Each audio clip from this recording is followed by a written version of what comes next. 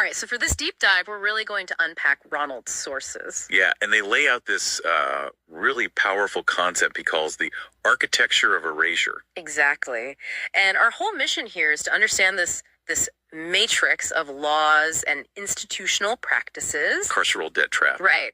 How it's built step by step to create this permanent trap for you, the individual. And it really starts with a very human story, a tragic one. It does. I mean, we have Ronald, whose son, Antonio, passes away. And while he's incarcerated, he's basically treated as a hidden victim. He's just legally invisible. He can't even grieve his own son. And then the system, it just moves on without him. It proceeds with the son's estate, and here's the kicker, with absolutely no notice sent to him. None at all. It's what the sources call this ghost protocol. He's just, erased from the process. And that trauma, that severing of his last legal connection to his son, it's labeled compounded grief. It's not just loss. It's loss layered with this incredible systemic injustice. Yeah, and that emotional core connects directly to the financial weapon here. Oh, absolutely. The sources say he was earning 10 cents an hour.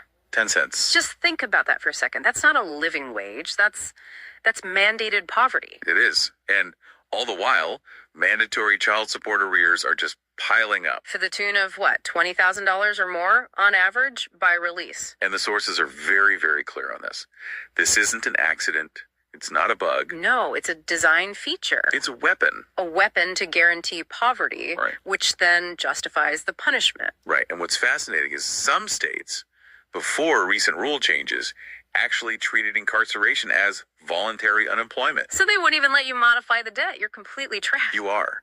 Which brings us to the whole due process violation with his son's estate. The 14th Amendment, it guarantees fundamental fairness. You have to be notified. And he received absolutely no notice. Nothing. Even though the court has a very strict legal obligation to find and notify an incarcerated parent. A strict one.